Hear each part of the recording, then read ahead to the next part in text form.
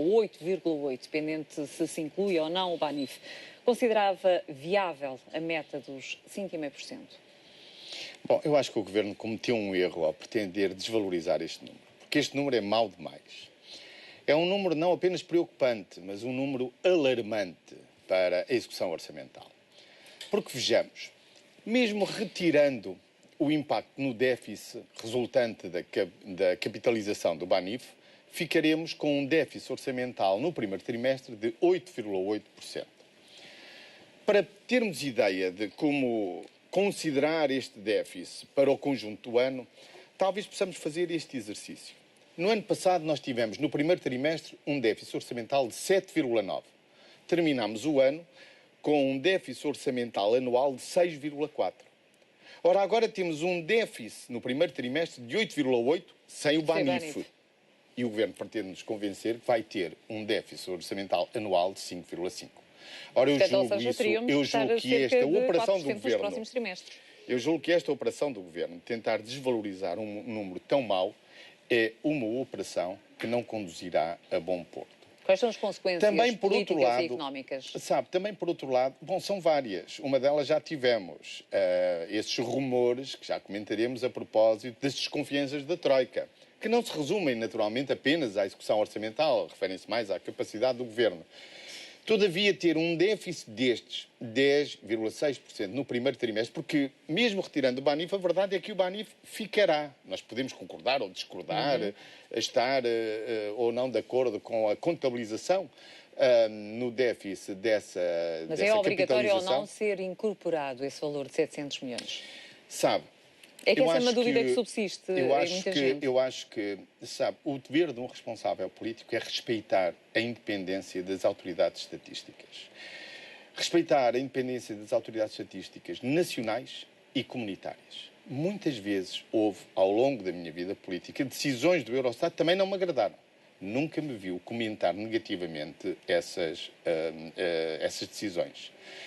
Por isso, acho que o Presidente da República, nas suas declarações, foi longe demais. Porquê? Longe demais em dois aspectos.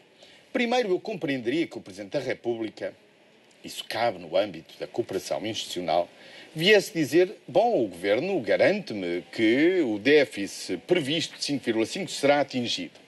Isso estaria dentro do quadro de uma relação institucional entre o Presidente da República e o Governo, manifestando confiança nos esforços do Governo.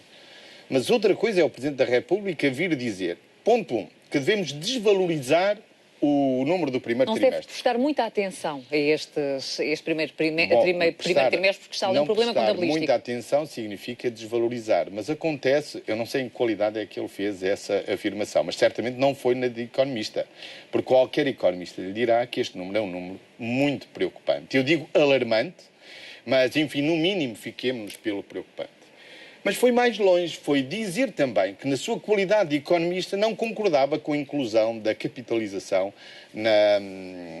no déficit. Ora bem, eu acho que isso é ir longe demais, porque as decisões das autoridades estatísticas são decisões independentes que nós devemos respeitar.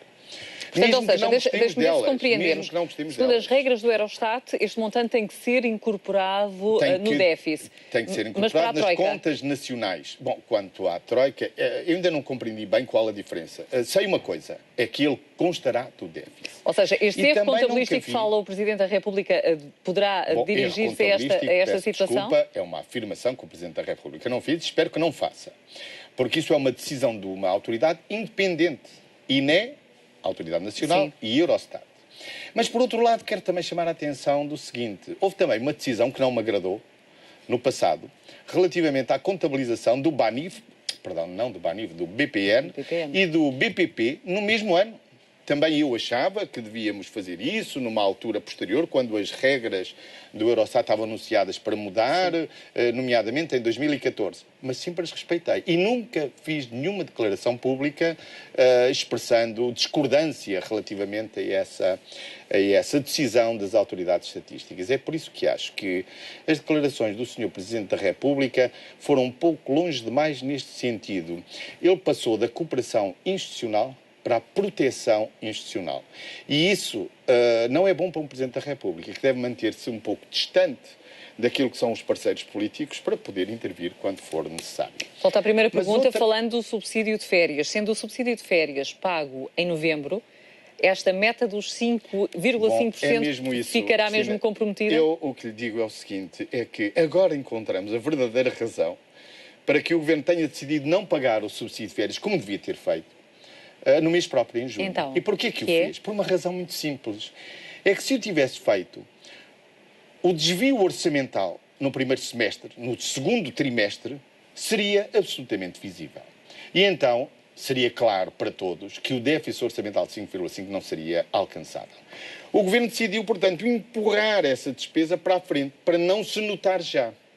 Mas vai-se notar no fim do ano. Mas vai-se notar no fim do ano, sim, mas será depois das autárquicas. Não se esqueça que o Governo, apesar de tudo, vai estar envolvido e os partidos que apoiam o Governo vão estar envolvidos em eleições autárquicas. Eu estou convencido que foi por uma razão eleitoral, para não querer, para parecer bem até ao fim do segundo trimestre, isto é, para que o desvio orçamental só seja conhecido lá mais para o final do ano. Portanto, uma estratégia, na sua opinião, meramente eleitoral. Eu estou convencido disso. Mas estou convencido também do seguinte, é que isso é visível demais, sabe? Quem acompanha as contas públicas, quem tem experiência de contas públicas percebe muito bem que este número, somado ao facto de o Governo ainda não ter explicado bem como é que vai compensar aquilo que foram os resultados negativos para o orçamento, segundo o Governo, da aplicação da própria Constituição, porque o Governo ainda não explicou que medidas em concreto é que vai tomar, então eu dir-lhe-ei que o Governo tem um problema muito sério na frente orçamental. Só para encerrarmos este capítulo, o facto do Governo ter argumentado já com os resultados de maio, considerando extremamente positivo, e Passos Coelho dizer que a recessão está a abrandar e que o Governo conta até ter, ao fim do ano, uma viragem na tendência económica. Bom, eu compreendo que o Governo, para desvalorizar o número do primeiro trimestre, fala nos resultados de maio. Mas, se virmos bem, entre janeiro e maio, os resultados em contabilidade pública são piores que no ano passado. É por isso que, de qualquer ponto de vista, o Governo tem um problema na frente orçamental. Isso, aliás, já é visível neste rumor a propósito da Troika, porque isto não acontece por acaso. Pois, isto introduz um novo facto político. Exatamente. Elementos da Troika estiveram em Portugal durante sensivelmente 5 dias e parece terem saído daqui